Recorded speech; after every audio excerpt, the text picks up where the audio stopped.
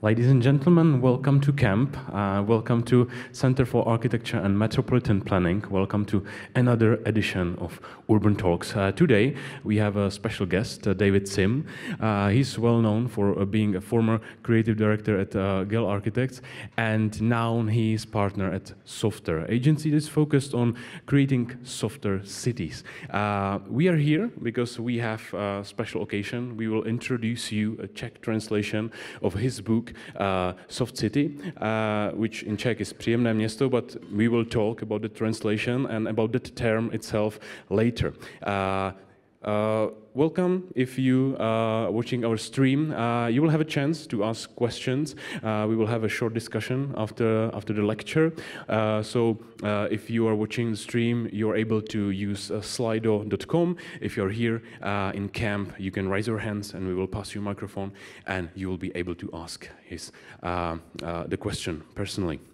Thank you very much for coming. I think that we will enjoy this evening because we will discuss very interesting topics that are behind the curtain of urbanism and architecture. They're more about neighborhoods, about life in streets, and it's more and more relevant topic. But at the beginning, I would like to mention that this lecture is possible thanks to cooperation with Corvin. So I would like to introduce you Mr. Marian Hlavačka, CEO of Corvin, and ask him if he will like to join me here on stage. Welcome to camp. Hello. I would like to ask you about the occasion, the Czech translation of the book, because you supported that edition of the book. What was the motivation for you? Why you decided to cooperate with Davida Sima? First of all, I should say, if you know Davida Sima, you support everything what he's doing, right? He's such a great personality. I'm doing business like 30 years, and there are not many people. I'm very selective, and there are not many people I can say they are inspiring you. And Davida Sima is one of the persons is really inspiring me every day. So thank you, David. Thank you. I hope you have a long, long life. By the way, that's the words from Jana Gehla. He's the best, how do you say, pupil?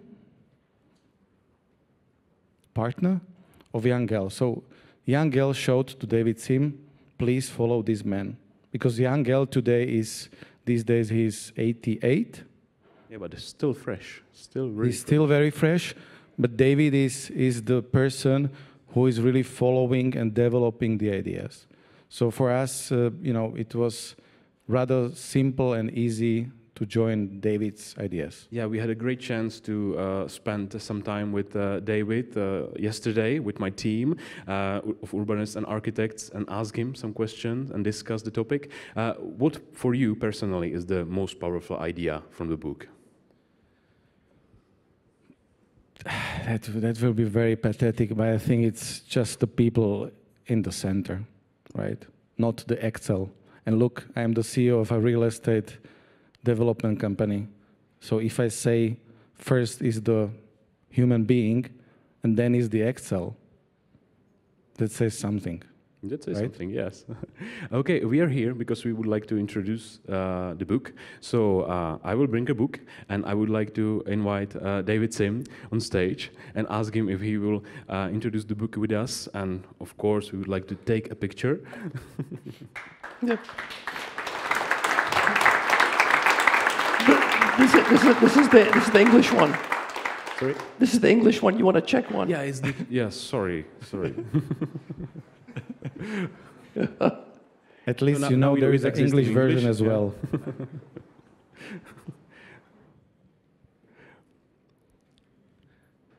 Normally, yes. On this, how do you say in English, this baptism? Mm-hmm. On baptism of a books, you use some fancy things like water, or you need a glass. You broke the glass. I understood here, camp rules prohibit to use anything like that, which is the usual stuff of baptism. But I would think maybe the air. Okay. Is the air like the So I wish this book a nice life here in the Czech Republic and Prague. And I think it's worth, I don't know what's the price in the bookstores. It's selling well in Slovakia. And I think it's worth like 2 svíčkova, I think. Kind of, I think 2, maybe 3. If you have a good spot, tell me.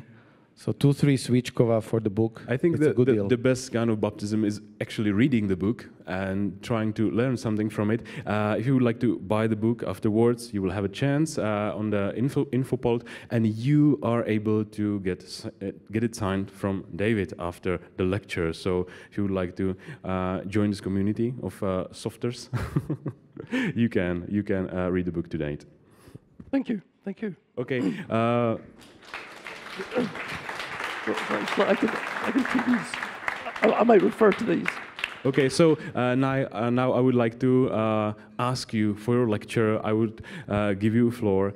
And once again, thank you and welcome to camp. Thank you very much. I don't know how this is going to go. I woke up this morning with a really terrible cold. You can hear my voice. And I'm actually deaf. In like 1.5 years. But at the same time, I'm totally overwhelmed. I don't think I've ever been in such a kind of professional setup. I mean, the whole building, the team that work here, the amazing bookshop. I could spend, next month's salary, in the bookshop here. And I also am a bit apprehensive, not only because I'm at camp, but I'm in Prague, which is not just like one of the cities, it's possibly the city, which can reflect so many significant aspects of urbanism in your, 1,200-year history, and in your amazing position between north and south, east and west. Now, luckily, you Czechs, you know how to make a Scotsman feel welcome. And this might help me and my voice through the next 40 minutes. So, see how this goes. I have to press softly. And yeah, this is the story of Jana Gehla. Now you saw him at the end there. He's now 88 years old. And you can see Robin Hood. He's the Robin Hood of architecture, of planning. He gave the city back to the people. But of course, behind every great man, there's a great woman. This is a very grainy picture from the wedding of Jana Gehla with Ingrid. Jana Gehla fell in love with an environmental psychologist. And it completely changed his path in life.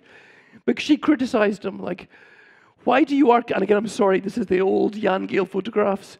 But you can see this is the kind of the panel blocks in Copenhagen. Why do you architects design such horrible places? Don't you understand people? And Jan was kind of having these questions, and then his first big project was given by a very Christian man who wanted to make a place that was good for people. How do you make places that are good for people? And actually, nobody knew. We knew how to make very efficient kind of panel blocks. We knew about efficiency and engineering, but what was good for people, we didn't know. And maybe the first lesson I got from Jana Gehla was he talked about the research when they discovered the relationship with height and buildings. And there's this incredible threshold with 4 stories. And this is when your senses work. How strong is your voice? How good is your hearing? And for a mother living in an apartment block, looking down at her kids, can she even recognize which kid is her kid? Was that a good scream or a bad scream? And what we discovered was that children who lived above the 4th floor had significantly less friends than children who lived near the ground. And basically, in the last 40 years, we've seen similar research again and again. And regardless of social background, age, the higher up in a building you are, the greater physical and health problems you have. Because simply you're not connected. You maybe are physically positioned in the city, but you're not part of the city because you're too far away from it. Anyway, Jan and Ingrid, they got a scholarship to do some research, and they went to Italy because they thought, where is their nice life? Where are people happy? So go to Italy, let's study, let's understand how people use space. And they discovered nobody likes to stand in the middle. People like to, lean up against a column, and they inhabit the edge of the space. They start to understand there's almost like how Homo sapiens work, how the human beings work. And they did all this mapping and building up a lot of understanding and real knowledge about how people use space. And Jana Gehla came back from Italy. And how could Italy possibly be relevant in Copenhagen? It's the north of Europe. It's cold. We're not Latinos. We're Lutherans in the north. Serious, sorry, I forgot to say, this one, they made fun of him because, this is from the national newspaper. It was so ridiculous. Were Danes going to be sitting under umbrellas, drinking espresso and cappuccino, using public space like they were? It was just so ridiculous, this stupid man. And of course, because the city was making space for cars, that was the future. You need more parking spaces, not Italian umbrellas. But if you go to Copenhagen now, all you see is people drinking coffee under umbrellas. And maybe if you go to Copenhagen, you'll have the most expensive glass of wine in your life. And what's important is not only is it more interesting that when you're sitting in the restaurant to look at people rather than parked cars. This is this is Danish democracy because, these foolish tourists, pay 15 euros for a glass of wine, whereas the Danes know they can go to the shop on the corner and buy a six-pack, and they can sit in the same. It's the same sunset, it's the same water, it's the same music, and this is kind of what democracy is about. Different people, strangers from different backgrounds, sharing the same spaces. So, very important. 1971, Jana Gehla published his first book, Life Between Buildings. The rest is history. The idea about making books which have been published internationally, to understanding the human dimension in building. 1971, I had already started my career. In the 1970s, things were pretty groovy. We experimented a lot with prefabricated building systems. I'm actually very proud of this picture. You can see this is a building site. It's still being built, but the public transport is already operational. And of course, this is an icebreaker, but maybe at this moment, age 5.5, I got my kind of biggest, most important understanding of a city. Now, if any of you know how Lego works, if you stand on top of a piece of Lego, it can be very painful. And my mother was getting really tired of this, when will this city of yours ever be finished? And I said, maybe the smartest thing I could have ever said. It's a city, Mom. It will never be finished.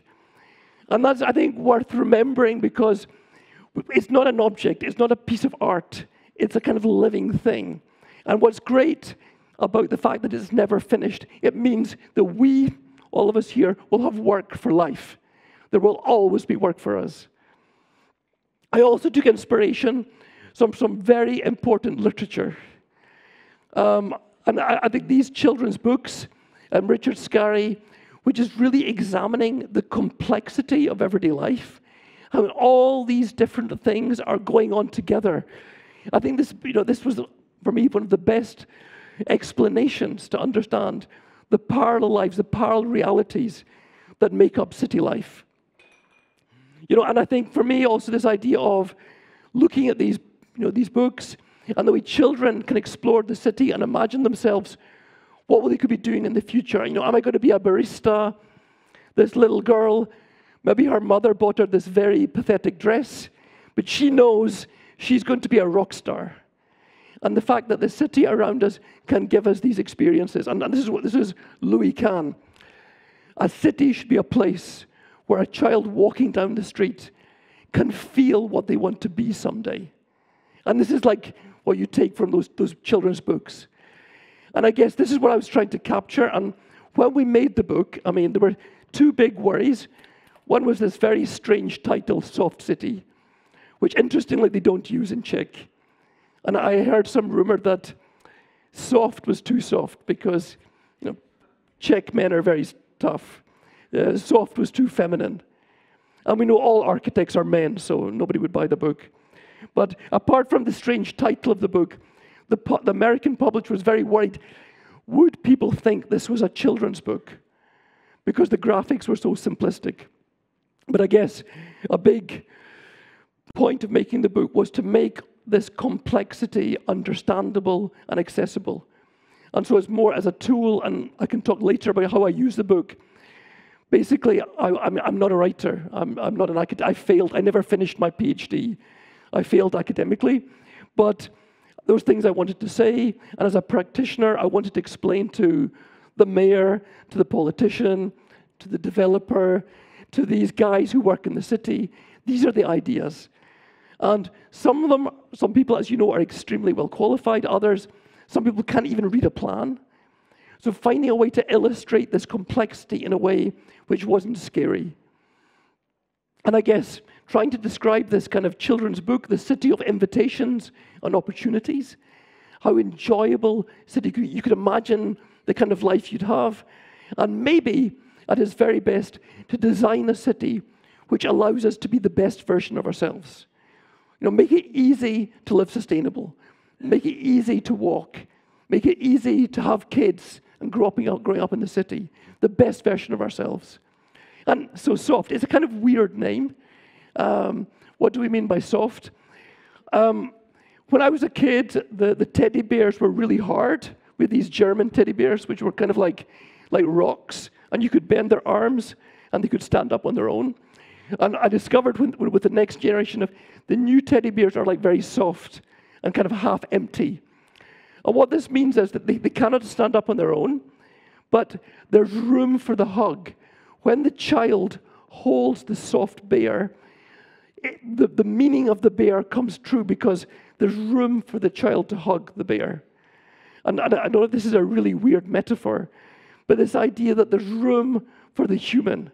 It's not complete until the human hug happens. The bear without the hug is meaningless. And I guess this kind of softness, okay, it's just a chair. It's just a chair, a hard chair, but it becomes soft if you could actually move it around and put it in exactly the position you want it to be. Because everybody's a little bit different.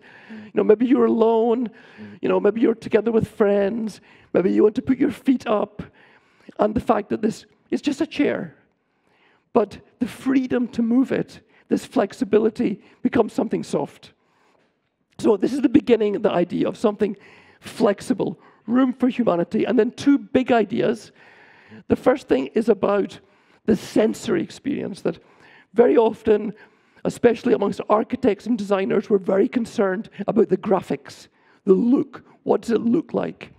But we don't just see places, we smell them, we touch them, we hear them, sometimes we even taste them. So for me, the experience of walking past my baker in Sweden and my German baker smiling, I can smell the bread, maybe I can smell some coffee, cycling under the trees, feeling the cool breeze on my skin. This is a sensory experience. So sensory things. And then there's something sociable. Human beings are made to be sociable. We're made to interact with other people, watching people, encountering other people. So sensory and sociable. And I think these two aspects are really the core of what makes a soft city. And if we follow in the footsteps of Jana Gehla, every architect planner should go to Italy and sit for a few hours on a public square and just observe. And for me, it's a school of architecture, a school of art, but it's a school of life. And here in this piazzetta, this campo in Venice, you can see the kids kicking their football, and often there will be several football matches going on at the same time, because the 9-year-olds won't play with the 6-year-olds. So there's parallel matches going on, but at the same time there's also adult life going on, and the kids are very creative. So this little laneway becomes the goalposts, and you see this kind of, you could say, living architecture. And especially if you kick the ball, against this curved surface of the church. You cannot predict what direction it will bounce in. And these kids are getting this really amazing lesson in physics. Just 6-year-old understanding how surfaces work. And it's really fantastic just to watch this life. And then in the background, tragedy, kind of, what football matches are like, the theater of life in one very small place. What I've learned is possibly the most important thing, the alchemy of public space for adults who have children. A place where your children can happily play for hours with new friends, and in the same place, just beside it, you can sit with the other adults and have an adult conversation and possibly an alcoholic drink. And you can be in the same place. And in this way, you're not rushing, 5 more minutes. We can stay as long as you want. You're very good, keep going, keep going. And this is just a little observation about one aspect of life. Can we share the space? Can we be there together? Can we enjoy hanging out in the same space? And okay, Venice, that's not very realistic for today. I mean, no, we don't build Venice today, so how could that possibly be so relevant? But, so this is Venice, but this is Malmö in Sweden, an industrial city in the south of Sweden. And actually, you can maybe see some similarities. And of course, it's fantastic to be in Venice and you sit there looking at the water, but you can actually do that in Malmö as well. And and if we look from above and we see this quite low-rise but dense place, and we see these warm colors, and it's quite this kind of quite tactile colors and textures. And I'm very fascinated by actually. This is Malmö in Sweden, and this is Venice. And we can see some similarities about color, about texture, warm colors, plants, surfaces. And so actually maybe there are some aspects of Venice we can maybe take with us. And of course, it's Italy, it's completely different, but actually maybe we can find things about scale and human delight. And we don't need to build a copy. It's not like a pastiche of something old. The architecture in Scandinavia is completely new. It's contemporary with materials and so on. But I'm really fascinated by this, I know you call it richness, this care, that the details which make you maybe the same warm, comfortable feeling, the scale, human being in the street, that it can be similar between the countries. So just maybe a starting thought, okay, maybe there are things to learn. Maybe Jan wasn't wrong when he had this idea about going and studying life in Venice. The scale of space, small spaces. And for the mum, here's the mother in her eye level. When she looks out of our kitchen door, she sees the public space, she sees our kids, she feels comfortable. And maybe this public space is probably half the size of this room. So it's a public space. It doesn't have to be huge because it's not about size. Human beings are small. And actually, for the mother, with her hearing, with her sight, she's much more comfortable with her kids in a small square than a big square. And I think there's a mistake we often make in architecture and planning. We make things bigger because we think we're being more generous. Just as an example, I've found a victim. I'm standing here giving a lecture because I'm so smart. You're sitting listening. And I'm maybe about 60 centimeters above your head. If I go down to eye level, our relationship changes completely. And it's only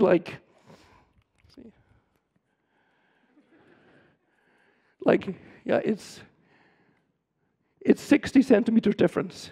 Also now we're maybe 2 meters apart, which is kind of quite formal. Now 2 meters in planning is nothing. But 2 meters is actually quite far. And even if we go to 1 meter, that's not particularly intimate. And of course I go to eye level. And of course maybe if I go to, maybe this is too much. But just to be aware that dimensions, big dimensions, and often you hear, make a project, I'll make it bigger, just to be sure. To be sure of what? Smaller dimensions make better places. And then there's maybe something about the behavior, because this mother is so relaxed. She lets her children go out and sell coffee and juice to the tourists. You know, and what an adventure when this is the kind of like in the children's book, children playing at being adults.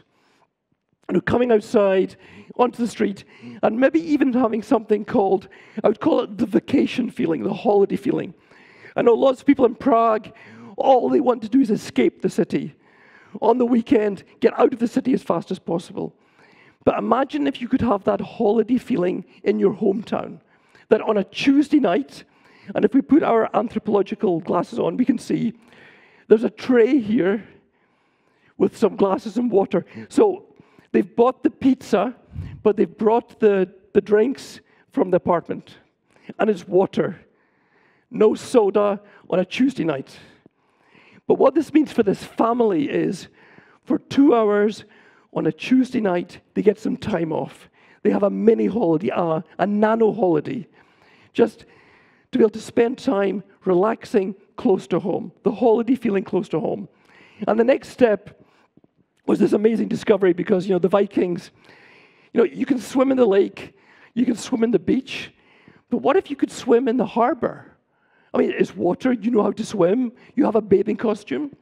And what could be softer than walking around the neighborhood in your bathing robe? I mean, that's really kind of like you're in a resort. But no, you're actually at home. It's the holiday feeling.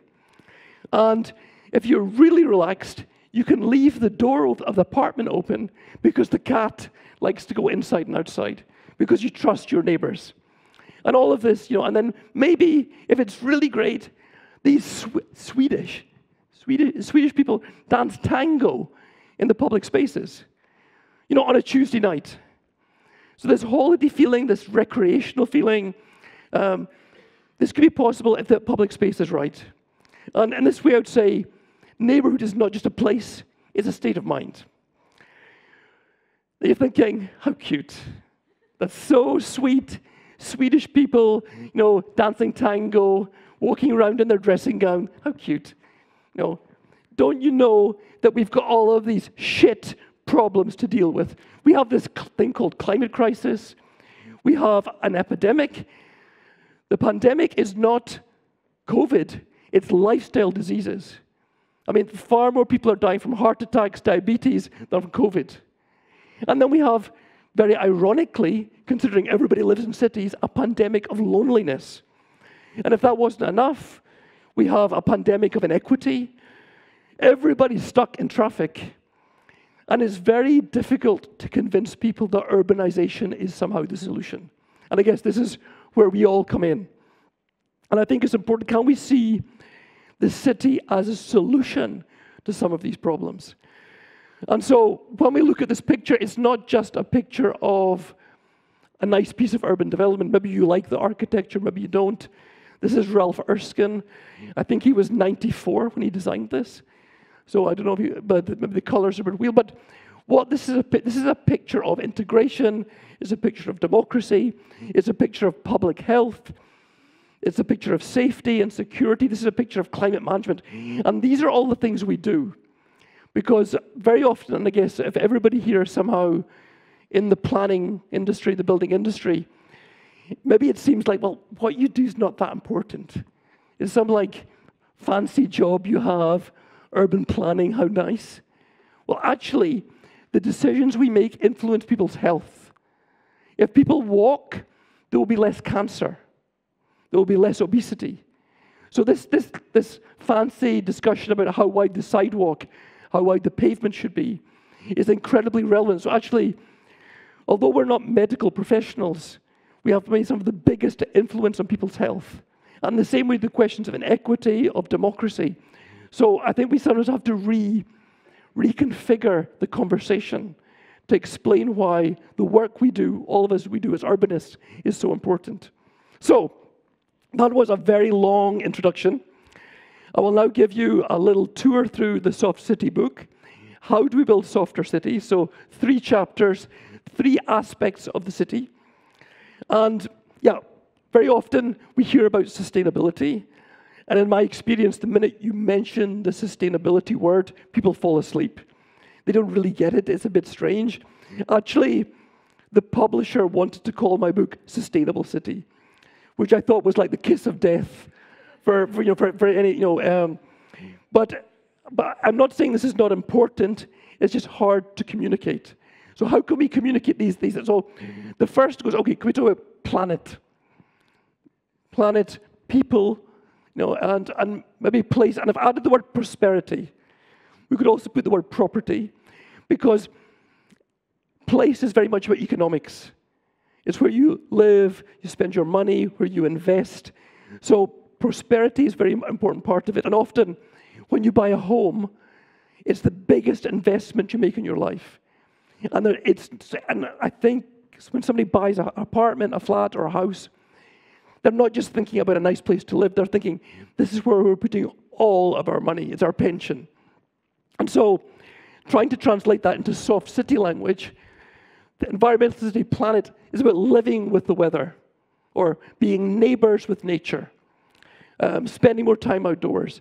It's about accessing the assets, being closer to all of the things the city offers, and living locally. And then you say, well, this begins to get closer to the 15-minute city. And this idea of the 15-minute city is very, very attractive. It's very compelling. But how do we do it? How do we build a 15-minute city? So, chapter 1. Living locally. Like, how do we physically organize the city so we can accommodate all of this different stuff that's going on? And for me, maybe the beginning of the PhD that I never finished, this was my thesis, was that density alone was not enough. Density is actually really boring. I mean, nobody moves to the city because they want to live in a smaller apartment, because they'd stand in line, because where the bus will be crowded, where the pavements are crowded. People move to the city to experience otherness. The whole point of cities is you can be close to other people that can do something different to you, so you can exchange your skills, you can exchange your goods. So the diversity is vital. So it's the combination of density and diversity, which is the alchemy, what we're looking for, because that gives us the likelihood of proximity. So we need different kinds of apartments, different kinds of homes, different kinds of workplaces, and even different kinds of economic systems, ideally knocked together so there can be different economic cycles with the luxury apartment, with the hotel, with the office space, with the shop, with the cooperative, with the social housing. And this is what makes the city resilient. You have multiple economic cycles going on at the same time. Some things go up, other things go down. But as a whole, it continues. So it's accommodating this complex diversity. And then how to physically build it. And this is a kind of classical diagram of, this is a picture of the same density. This is exactly the same density in different forms. You can see that some have got more yellow than others, and we'll come to this later. The yellow is the top floor, the penthouse, and also there's yellow on the ground floor. And you can see some have got more yellow than others. And maybe this top floor and bottom floor are interesting because they're different from the middle and potentially maybe have more value. In my experience, no mayor or politician has ever understood these diagrams, because they don't. I mean, this must be more dense. I mean, it's high. It must be denser. And so I took my Lego bricks and I bring my Lego bricks to the office of the mayor, and I say, okay, this is a 4-story city, and I tell them the story about the kid who lives above 4th floors who's got less friends, and he likes that story because he can use that story in a speech somewhere. And he's okay, 4 stories, but I think it'd be more efficient if we build bigger blocks. Yeah, okay, you try it, you try mayor. But if you make a bigger block, it will have to be higher. So it will be like 7 stories. So 25-30% of the children will have less friends. Okay, but there's maybe other ways of doing it. You love these these parallel blocks, this lamella, but they would have to be 13 stories to be the same density. Or, of course, you could build a tower. That's incredibly efficient. But then you've got an awful lot of children who won't have friends. And so you build 2 towers, same kind of problem. But I guess you get the point, and this somehow does more. Here it's more walkable, because we can predict that there are more intersections, there are more corners. Where do you, okay, go back. Where do you open a shop? Where do you open a cafe in this one? But in this one, there are actually 16 corner shops. There are shortcuts. Every kid is in the zone for having friends, for going outside. You've got better microclimate. It doesn't have to be cut like this, like a Russian haircut. It can be much more kind of varied. You can vary, maybe say average 4 stories. And that's what Malmo is. Malmo is this varied average of different heights, different styles, where maybe everybody can find their own home. I live in the red house. When grandma comes to stay, you can explain where you live. And then one of the free gifts with this form, and that's maybe the thing I'm most obsessed about, is the courtyard. Because the courtyard, when you lay out the buildings to make an enclosure, is like a free gift. If you choose to arrange the buildings, you get this protected space, which is different, very different from the street. It's quieter, it's protected, it's got more security, it's got a different feel. And it's just something else. Remember, we want diversity, we want difference. And the fact that you can have a busy city street and something completely different, maybe 10, 12 meters away. And this is just a picture from Copenhagen, from the old city, and you can see the different buildings, the different heights. Some are social housing, some are cooperative, some are private, some are super expensive millionaire little townhouses. Everybody lives in the same block. The courtyard, okay, this is an important message. The courtyard is not public. And this is very offensive to many people working in the city. The courtyard is actually private. It's common. It's shared by everyone. And to nuance this even more, the bright yellow is common space. It's shared, a private space. It's shared by the different owners. This yellowy beige color, that's the garden or the courtyard that belongs to the building. So the people in the building have their own space. And then the gray belongs to the ground floor apartment. So they actually have something completely private for them, so they can put their furniture out. And also it gives them a buffer, so people can't look in their windows. And so we have this nuance of experience. Now, in reality, all the kids in Copenhagen know they can get in and play in this courtyard. And actually, there's a gate, and the gate is this height.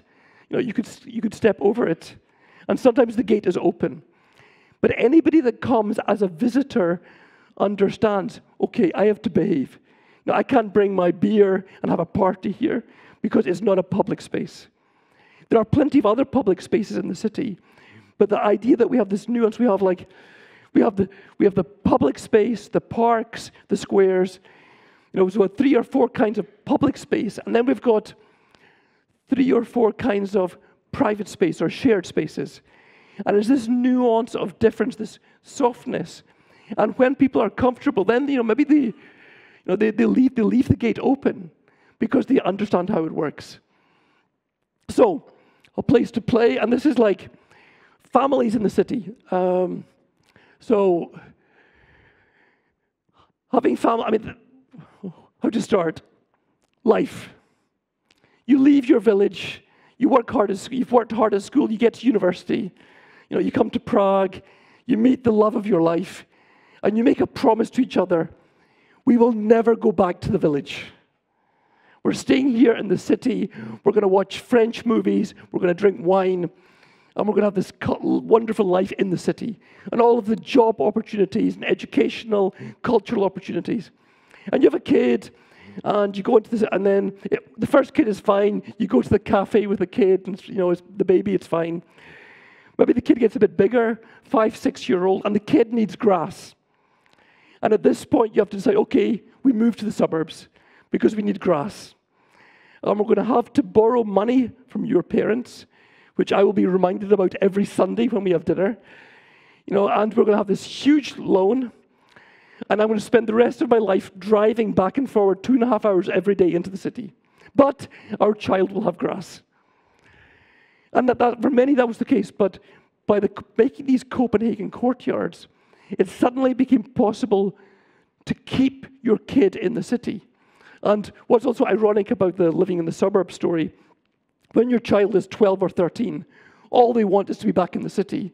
And that means on the weekend as well, you'll be driving back and forward to the city, taking your kids to the city.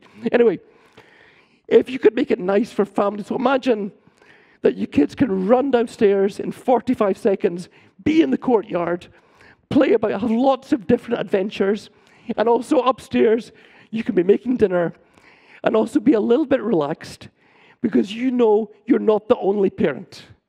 There are maybe 100 other parents in the building also, you know, keeping an eye on things. So you get a little bit of slack, a little bit of tolerance.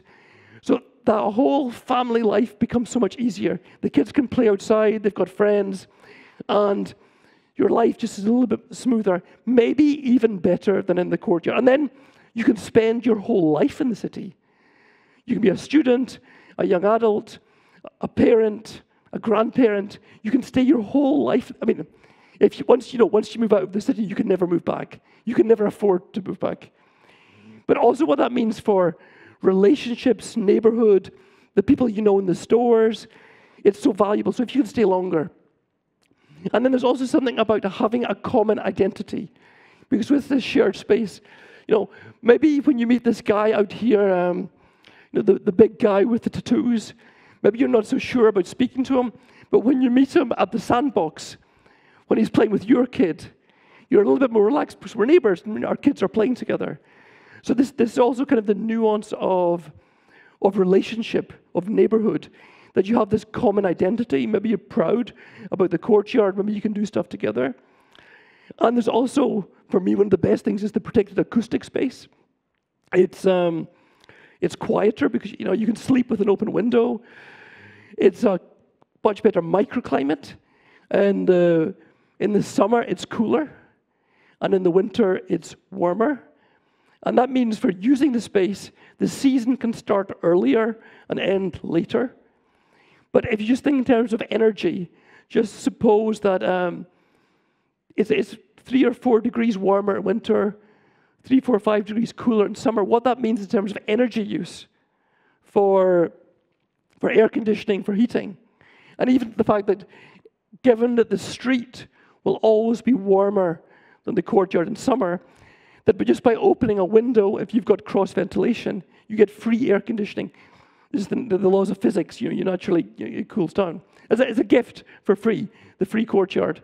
So there's the courtyard idea, and then there's the idea of how to deliver diversity in space. And this thing I said before about the gold, the difference between layering and stacking. Recognizing that the ground floor can do more because you can see in, you can walk in. There's a potential to be unlocked. The top floor can also do more. One of the reasons for building towers is you get a penthouse. But with this system, you can have 25% penthouses, special apartments with, you know, more interesting plans, more interesting spaces. And so just learning to make the most of this section, doing something different. This is in Tübingen, in Germany. Here in Malmö, this is actually a hotel on the ground floor. And everybody gets a door to the street and a bicycle as well. And then going up, you've got different kinds of apartments, ending with little townhouses on the top. So at the same address, you can have many different forms, and each one of them makes the most of their location. And there's so many things you can do with the ground floor, because I know everybody in planning wants to have an active ground floor. And every developer will tell you, we don't need any more shops. We've got Amazon now. You know, we don't need to have shops. But we know it makes it lively. So what are the different things we can put on this ground floor? Well, we can think about other things. You know, we can think about maybe living on the ground floor. And we all know that the ground floor apartments are the hardest to sell. Because nobody wants to live on the ground floor because you've got no privacy. People can come and look in your window. But we've discovered if we make a little garden a little soft edge zone, 1, 2, or 3 meters. And if we give the ground floor apartment its own front door, you get this kind of like house feeling. Like I've got my own little house in the city. I've got this buffer. I've got a space. And it's really great for my kids, for the stroller, for the smelly shoes, for the dog, for the cat, for personalization. This edge zone can be a huge attractor. And when you're walking down the street, it's much more interesting. You can look and you can see the plants and the furniture. And even if nobody's there, it feels alive because you can see all the signs of life. And this is just by giving a few meters. And it costs almost, I don't know if the developer will agree with me, it costs almost nothing to give this little bit of space. And what we've discovered is, at least in Scandinavia, people will pay 25% extra now to live on the ground floor if they get a door and a little piece of yard. And also it means that people are more anchored. Maybe as a special person, it's the more sociable person that chooses to be on the ground floor. But it's another opportunity to add a layer of diversity and richness to city life. And so I guess very often I find there's this discussion about this is suburban life, this is city life, but just recognizing there's something in between. There's a scale in between which can give you many of the qualities of the suburbs, but also many of the qualities of the city. And you know this already because that's how they built Prague. I mean, this is not, you know this already. And so around Europe, around the world, we're seeing the renaissance of the urban block, the layers, the courtyard. We're seeing that coming back. And so that was first theme. 2 more to go. It says here my time's up already. Can't be true. Theme 2 is about mobility, accessing the assets. This is possibly the best urban design project I've ever seen. It's the Copenhagen time machine. And if you see, on the side streets, the pavement, the sidewalk continues. And this means as a pedestrian, you have the right to walk. You don't have to stop. And this is a time machine because it means when you want to walk to the baker 5 blocks away to buy your Danish pastry, you don't have to stop. So the 6-minute walk becomes a 3-minute walk because you need to stop all the time. If you've got kids, they can walk 12 blocks to school alone because they'll never cross the street. And maybe this gives you an extra hour a day because your kids can be independent. And it's just some concrete blocks. And it's not so complicated. It's just, you continue the pavement. You don't stop. It's very handy if you've got a roller, your stroller or a wheelchair or a shopping trolley. And, you don't need an app. There's no electricity. And even this guy from the countryside who's never seen this before instinctively gets the idea. So it's very intuitive how you use it. So a really simple detail that changes the way you live in the city. Another one is a favorite in Copenhagen, is we have this little strip in the middle of the road. If you want to cross the street spontaneously, you have to wait till the traffic's not going in both directions. And that often takes a long time. But if you can do it 1/2 at a time, you cross much quicker. So if you want, if you want to go to the bakery, you're there in 1 minute rather than maybe 5 minutes waiting. And it's just, this is the minimal. Sometimes it's bigger. This one is like 300 millimeters. It's just enough for your shoes to stand there. But it means you can cross the road spontaneously. Biking, and I know you've all heard about cycling in Copenhagen, but what's really important is that everybody cycles. So grandma, grandpa, kids, even the cool, scary guy with sunglasses, everybody's riding their bike. Kids are allowed to cycle to school on their own. Businessmen going to their important meeting, cycling. And how is that possible? Well, I guess they have a system. And it's, what Scandinavian design is famous for is for the clean, clear lines of Scandinavian design. And you almost don't see them. And so I've got some arrows to help us. We have here a very special detail. There's a curb. It's about 8 centimeters. There's a curb between the pavement, the sidewalk, and the cycle track. and then there's a second curb between the cycle track and the carriageway where the vehicles are. It's not big. It could be between 5, 8 centimeters, but it's enough that you really understand whether you're on a bike. And it's important so that the cyclists and the pedestrians are friends. They don't get angry at each other. As a cyclist, you feel very, very comfortable because you cycle. It's very instinctive. You're cycling. Pedestrians on one side, they won't harm me. Parked cars on the other, that's also easy. So it's quite easy to always in the same direction. The people going they're on the other side of the street, so it's very intuitive and logical. But what it opens up for is a whole culture of cycling, that it's easy and comfortable. You can bring your puppy, you can cycle in winter. And there are even concepts like conversational cycling, because it's very nice if you're with your kid or your friend, you can cycle side by side. So in Copenhagen, we have this thing called conversational cycling, and at the same time, there's space for the middle-aged guy with the lycra clothes can cycle past.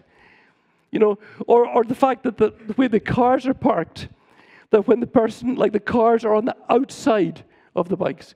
Because, you know, the hardest thing in Copenhagen is to park your car. Because Copenhagen has got like 8 parking spaces in the whole city. And you finally find a parking space. You're trying to reverse back into the space. You know, it's horrible parking in the city. And then, of course, if there's a cyclist behind you, it's just, it just gets so much worse. So keep the cyclists separate from the cars. And it's good, it's win-win for everyone. And then, as you know, I've also mentioned the Danish pastry. When you're on the bike, you're in the same eye level as the pedestrians. You're also in the same smell space. You can smell the pastry, you can smell the coffee. And because you're on your bike, you can stop in seconds. It takes you seconds to stop. You can jump in, you can be in the bakery, supporting local business, bring some Danish pastry to work. Where we've tested it, every city like Edinburgh, London, Melbourne, New York, Copenhagen, where we've taken away bike lanes, where we've taken away parking spaces to make bike lanes, more money is spent in local shops because it's easy to stop. When you're on your bike, it's easier to, if you're in your car, you can't stop that fast. You can't smell the bread, you can't smell the coffee. And I guess what you have is a kind of ecosystem where driving and cycling and walking and even shopkeeping is part of the same ecosystem. And I guess the last part, maybe is just think about public transport.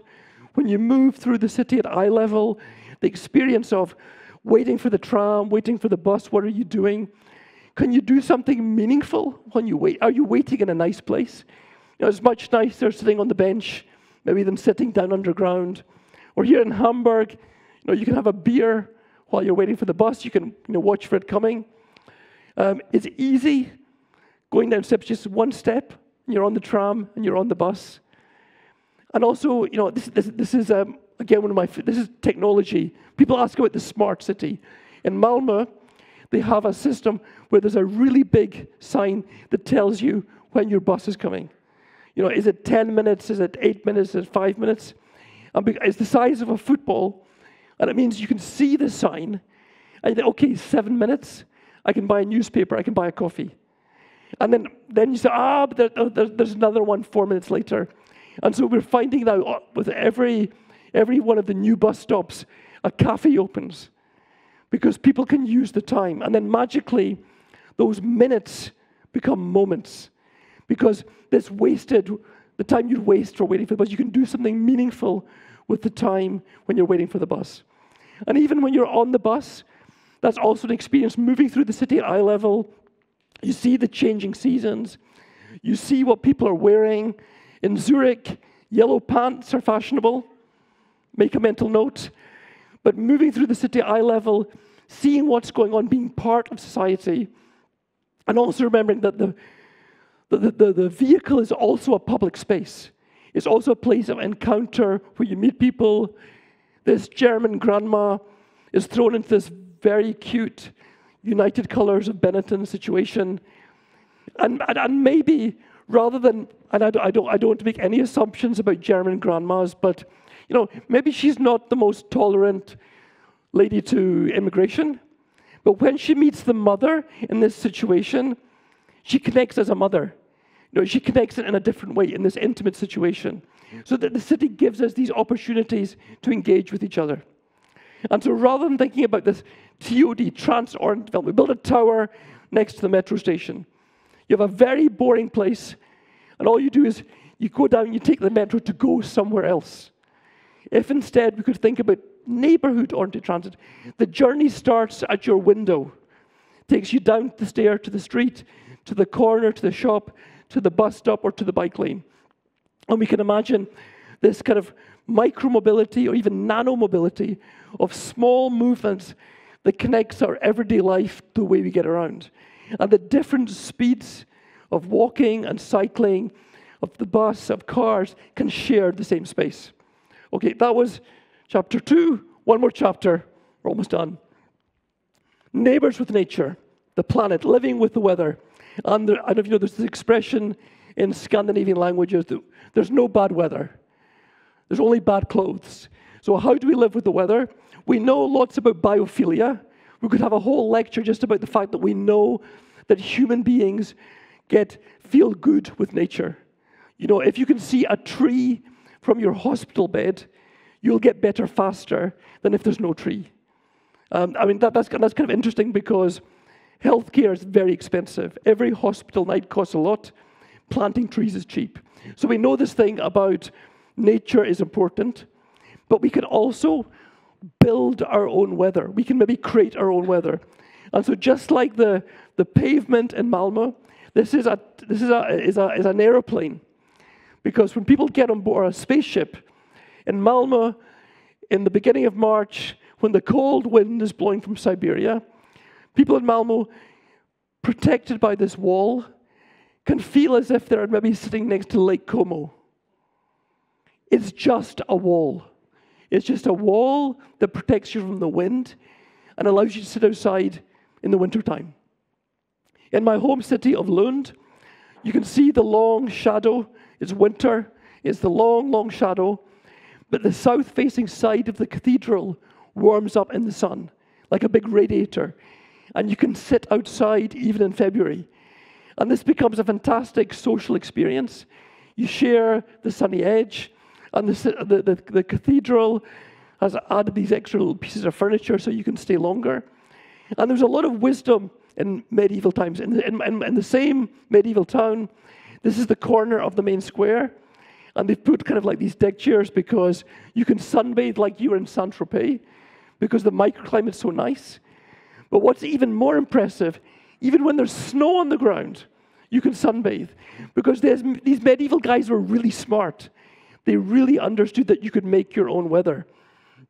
And very simple things. This is in Copenhagen, understanding which is the sunny side of the street. And after 600 years, the city decided we really know that this side of the street is sunnier, so we'll make a wider sidewalk, we'll make a wider pavement on the sunny side, sunny in the afternoon and evening when you're free.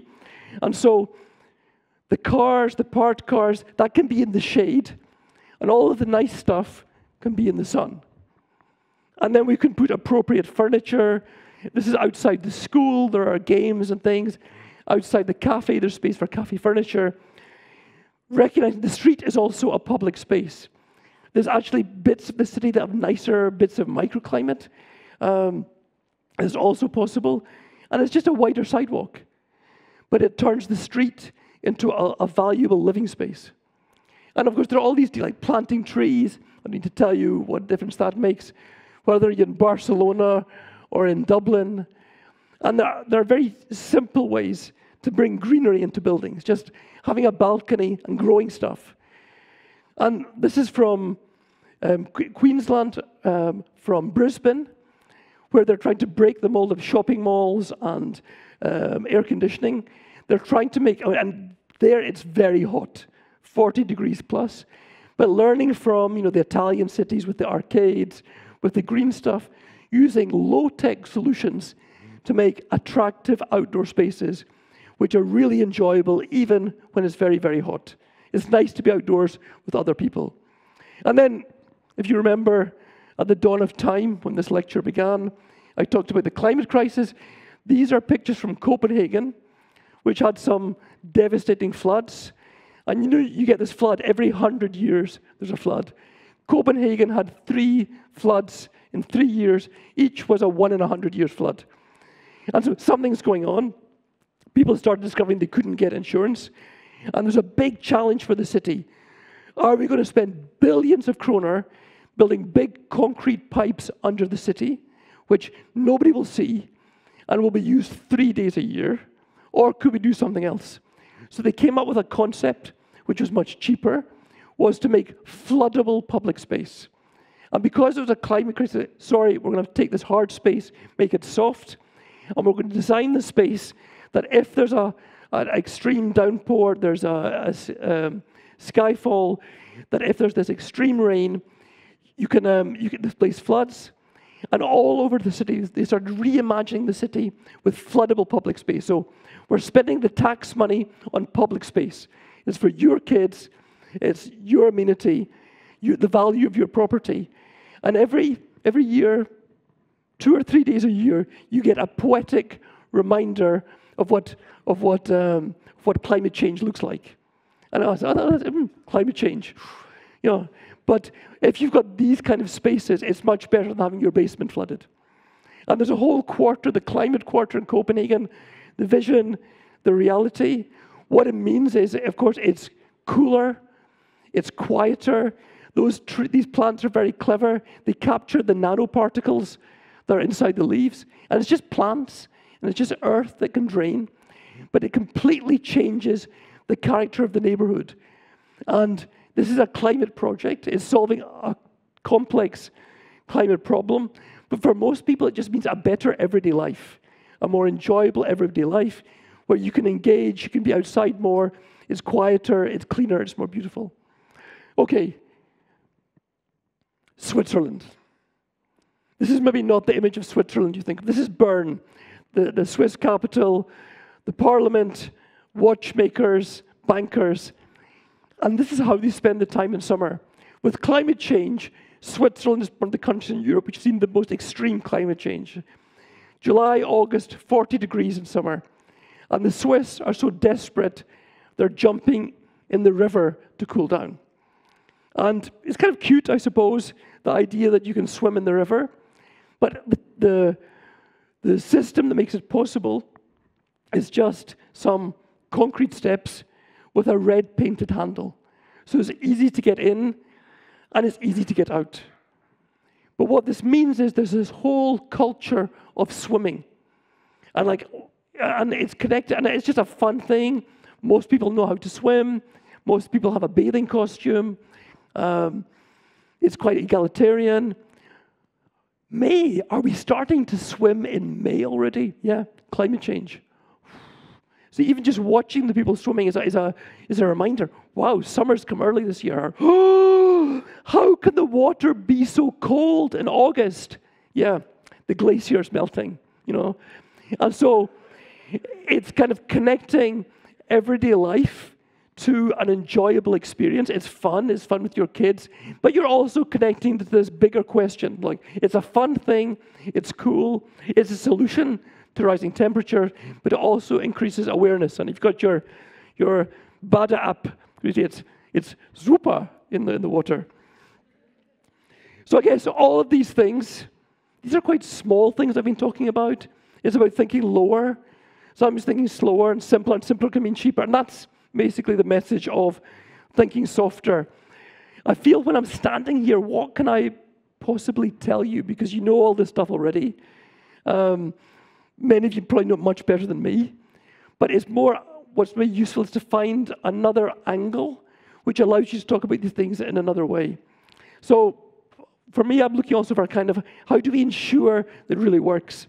So we start with this thing about planet, place, and people. But the key thing, I think, is to find the point where these things overlap. If we can do something which is environmentally good and good for people and also good for economic at the same time, this is a kind of like sweet spot. And if we can find this, it means that when we make a project, we don't need to drop the environmental part or the social part, because that's part of the concept. We need this overlap. And I guess this is what I would call like the soft spot. like places which do everything. They're good economics, they're good for people, they're good for the environment. And if you go onto our Instagram, I'm trying to collect these, and I'm really happy to take donations.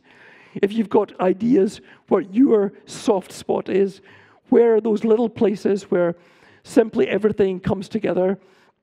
You know, whereas, I mean, in Paris, they give you free water, so you don't need to buy a bottle of water for €2. You can get water. In Freiburg, a little cafe table. This is a cat ladder in Switzerland, so you can have a cat in the city, or something which makes it easier to take your bike up the steps. And there are so many of these kind of little things. And just to be aware that we can actually deliver the soft city in small steps. You can look on Instagram if you're interested. But it's taking a minute to process this. This is so heavy. I don't think the picture can change. I don't know if you can manage it.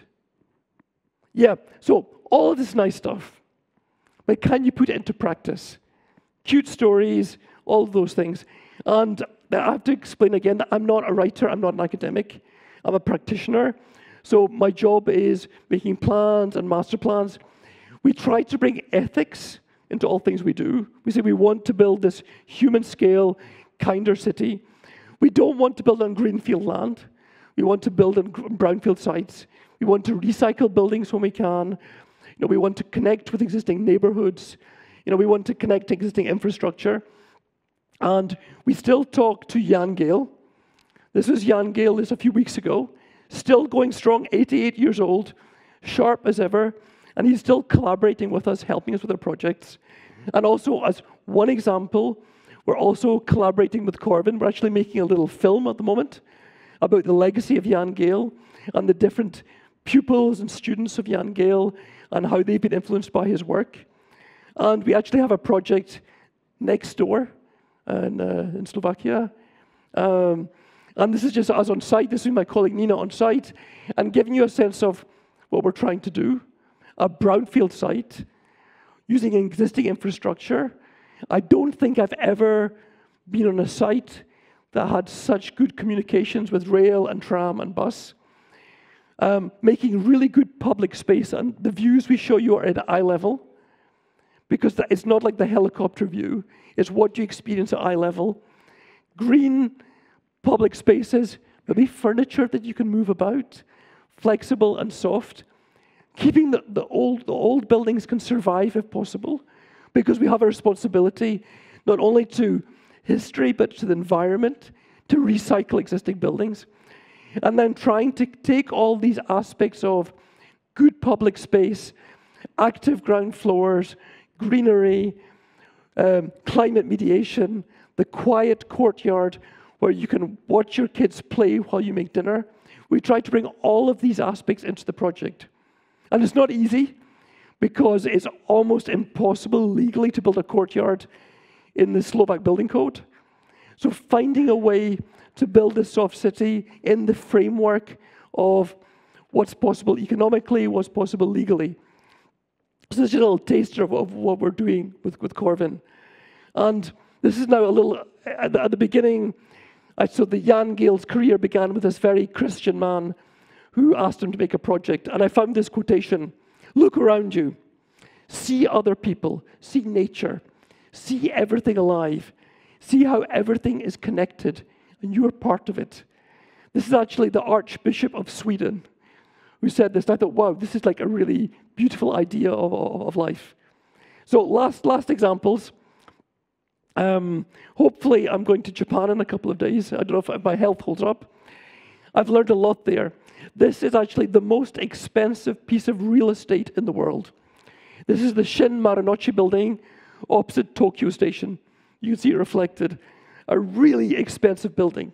What makes it fantastic is some cheap furniture which has been built outside. And if we do a little anthropological study, we can see that people are using the space. We've got these guys over here, businessmen we might guess. They're a bit fat, maybe they're Americans. They've taken their jackets off, they're having a debrief. Couple of girls eat here, with beers, having fun. This one's lost her shoe. She's really relaxed. We've got some old people, out having lunch, grandpa who's struggling with technology, and best of all, we've got dad here, who's got his little baby, and he's giving the baby milk, and he's got a beer as well, And this little scene of life, this little different generations, different nationalities, it's possible because of some simple wooden furniture. It's a cheap little difference. And now, the greatest urban design project I've ever seen. Also Japan. This is an old people's home, which is next to a school. And the architects have cut a hole in the hedge so the old people can watch the young people playing. It was maybe the cheapest urban design intervention I've ever seen, maybe the most effective in terms of, I think it took them 45 minutes to do this project. Completely changed the lives of those people. So, it doesn't need to be so hard. Just think softer. Thank you very much.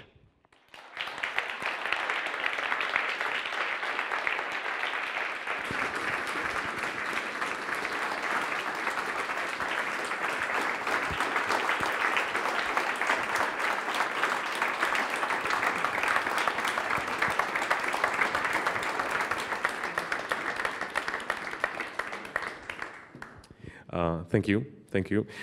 My neck is in pain because I was nodding all the time. Yes, again. If you might, I have a few questions for you, just to add something more to the topic. There is the most crucial question I have ever seen. Do you prefer to play Sims or SimCity? Play Sims or SimCity? Sims or SimCity? Well, there was actually a question originally. One of the suggestions from the book's title would be like SimCity or something. And then we very quickly understood that the legal implications of using that name would be quite significant. But I think it's interesting that there's also now generations of kids who've grown up with these games, and that this gamification. And we did talk about, could we gamify Soft City? Could you make a soft SimCity version, like where the soft things would win, the best ground floors, the most greenery? But I think that has laid the path.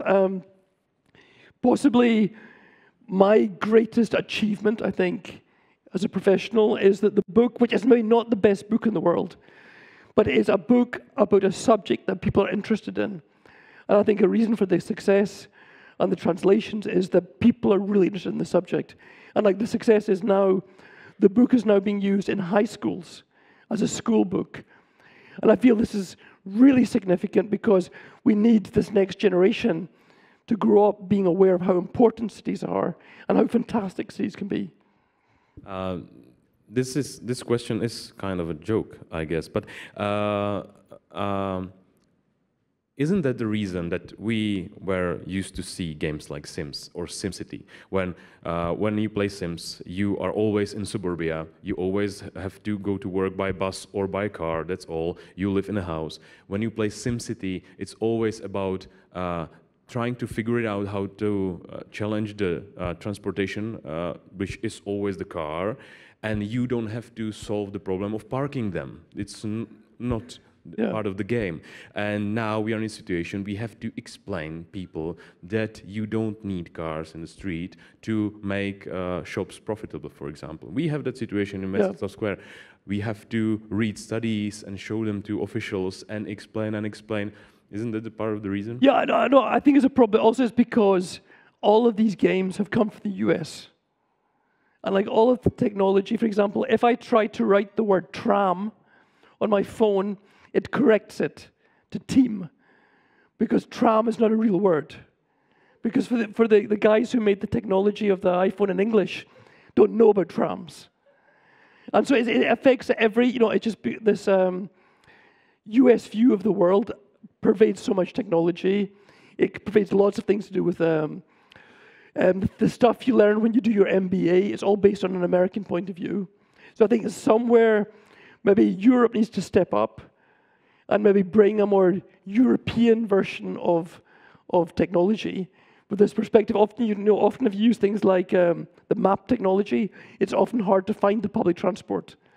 You know, on Google Maps, they don't show you where the railways are. You know, so there's maybe something that Europe needs to kind of step up a little bit here with the games. Okay, do you have any questions? Please, anyone can raise their hand and we will pass you a microphone. Great. I will ask my colleague. Thank you. Welcome. Okay, thank you. Thank you for this opportunity. I'm glad to be here. My name is Anna Huskova. I'm an urbanist and architect from Dnipro city in Ukraine. In Ukraine now, we really reconsider the issue of safety and security in the city, because the main feature of this site, of course, would be shelters, bomb shelters. I should spend 30 minutes to get to nearest bomb shelters from my apartment. Yes, and unfortunately, despite the third year of the war, we still have not enough of this important facility. But coming back to the soft city, of course, we understand that now we will reconsider our cities in the frame of Ukrainian reconstruction. And what should be done, what the shift should be done among the civil society, because the civil society should be the primary changer of the city.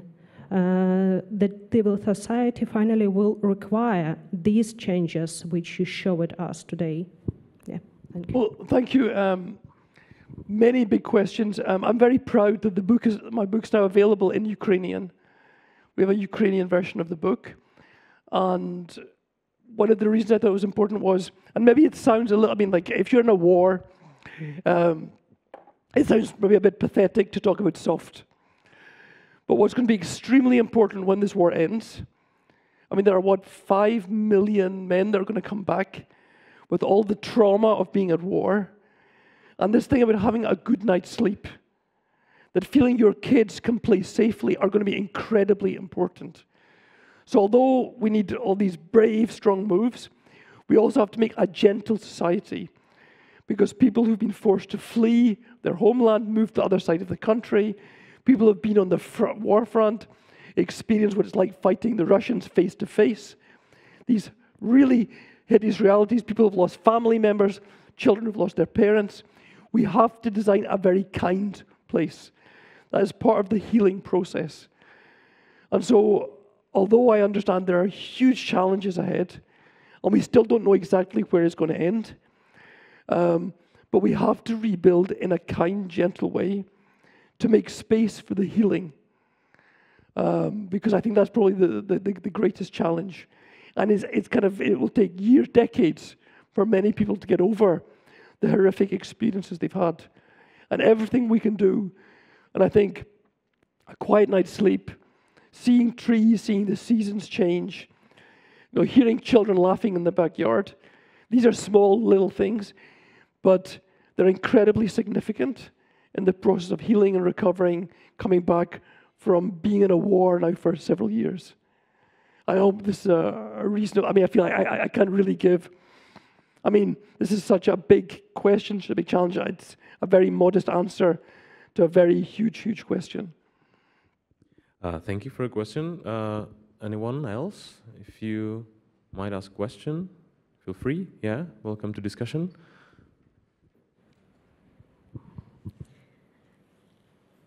Hello, I'm Hi. Sakshi, and I'm actually from India. I did my high school there, and then I'm studying in the US, fourth year student of architecture, and then I'm doing a semester in Prague. And it's funny how this has lined up so well, because this is something that is my topic of research for this sem. And you just said that as someone from a South Asian country who has experienced the kind of community life, it's easy for me to relate to this. And if you were an architect or urban planner in the US, and people there haven't experienced this kind of a city life, how would you go about this building of soft cities in the United States? Well, it's super cool. India is fantastic. Now the the biggest country, the biggest, most populated country in the world, fastest urbanizing. At the same time, I mean, there's so many deep aspects of Indian culture which are extremely soft. I don't know, maybe there's no other country in the planet where there are so many, the intensity of both sensory and sociable experiences are so intense in one place. So I think already, you know, Indians are very well qualified because they understand the base of the soft city. Maybe they're not accustomed to streets and roads and buildings being designed to support those sociable and sensory things. So I think if you were to start even making some simple experiments with public space, inviting people to use the space, and because you've got a huge population, there's plenty of people to come and use those spaces. And often, when you're living in urban, more compact conditions, public space and those things are much more important. So I think there's a huge potential, and I'm sure you'll be able to do great work. I mean, you can make your own version. I think it's important, like, I never imagined that this book would be translated in so many languages. I thought maybe, you know, English, Danish, Swedish, or something, you know. But we got to Estonian, I thought, wow. And I am aware that most of the examples are from Northern Europe. In a way, it would be nice, maybe this is your job. You can make a more Asian version of Soft City and translate those things into another context. Because I think what I've learned from Jana Gehla is that human beings are essentially the same creatures everywhere. I mean, we're sensory animals, we're sociable animals, regardless of the country or the culture we're born in. And how can we make an appropriate physical environment, platform, to support that kind of life? So that's maybe your challenge to do not just translate the book, but to maybe translate the images as well. I don't know if that was a good answer, I don't know. You mentioned that the book is actually a textbook. I can imagine that it's lying on the table at school. But it's important that I'm really pleased that you think it's relevant, because it's filled with examples from Copenhagen and Switzerland and kind of, so it's really great that. And if you've got any advice for me, you can tell me in touch. You know how we can, if we make a new version, we can maybe make it more international. I wanted to ask, because math or other sciences, they work everywhere same. Does Soft City work in every country, in every you know, because when you talk with Czech people, Finnish people, Italian people, they all think that they are different. That the Italian people are, you know, more friendly. They would like to sit around a small table. When you have two Finnish people, they will stand 2 meters from each other. But at the end, if you will build these cities for them, will they all be happy? Are there some challenges? So when you talk to other countries, people in other cities, is there something that you have to work on harder with someone? Okay, there's a parallel. I live in Sweden. As an architect, I've got so many colleagues who work for IKEA, and until recently, the most sold or the most used book in the world was the IKEA catalog. And what's fascinating is the IKEA catalog in every country is different. And even like in Canada, the Quebec version is different from the normal Canadian version. It's very, very sensitive. The Norwegian IKEA catalog is different from the Swedish IKEA catalog. And you think, it's the same. But every picture, the kitchen is different, because the Norwegians, they drink their coffee in a slightly different way. And the IKEA, because it's a very smart company, they really respect this. And they know if we show an apartment in Singapore, it's not like China, it's not like Taiwan, it's Singapore. And they know all of these very subtle details. Australia is different from the UK. They speak English, their life is different. And so I was really fascinated that they make, and all of the catalogs are made in Sweden, and yet everyone is different, and they're very sensitive to this. And I spoke to the, you know, to the guy working with the catalog, and I said, "Wow, you know, who'd have thought the world was so different?" He said, "No. It's 95% exactly the same. The differences are tiny. They're very, very small little things. The things that we react on as being different are actually very, very small. What we have in common is almost everything." And I think it's true. And also I've learned with Jan and in the years working for Gehla, I've worked all over the planet, and every time I come to a different country or a different culture, I'm like, I don't know anything, you know, about your culture. But you discover that human beings are remarkably similar. We come in the same package, you know, with legs and arms and eyes and ears, how we walk. And of course, there's maybe a difference. You know, if we were Italians, you know, we'd be much more, you know, and if we were British, you know, we'd be more like this. And again, Finnish. But there are quite small differences. Generally, if you look at human beings, you see very similar behaviors, very similar aspirations. We want our children to have a better life than we had. You know, so you see the same thing all over the planet. Any last question? Anyone? And everybody wants to go for a beer now, I guess.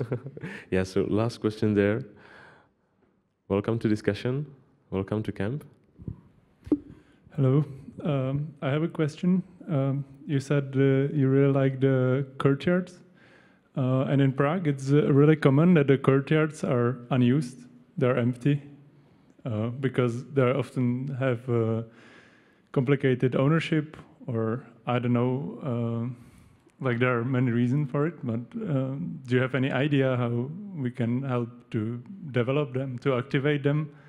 Well, very often the most common use of the courtyard, I think, is parking. And that's kind of a little bit ironic because, you know, maybe there are 10 parked cars, and yet there are maybe 100 families living around the courtyard. And you see who benefits. But I think there's a lesson from Copenhagen, because the example I showed with this space in the middle, that was a project instigated by the city. So the city was the kind of conductor and having to talk to everyone. And so in the example I showed, which is my favorite courtyard in Copenhagen, and actually they managed to get 7/8 of the people to agree. So if you go there, and if you look at the drawing, there's one corner that's not included, that's still a car park, because they didn't want to take part. And the city made an offer. The city paid for all of the process, and they gave grants to pay for the yards. And people very quickly understood that the owners, because in the case of the social apartments, it was the city paying. But for the private owners, they said, well, actually, our apartments are much more valuable. We've got this green amenity. And if we're connected to a big green space, that's more valuable than a small green space. So we all bought into the idea. So it's maybe it's something that maybe camp could maybe do. Maybe a trial project. And you make a demonstration. Say, this is what courtyards could be like. This is how nice it could be. This is how cooler it could be. And what's nice is in the Copenhagen one, the people who live on the 8th that have the car park, all their kids come and play in the green courtyard. Davida Sima.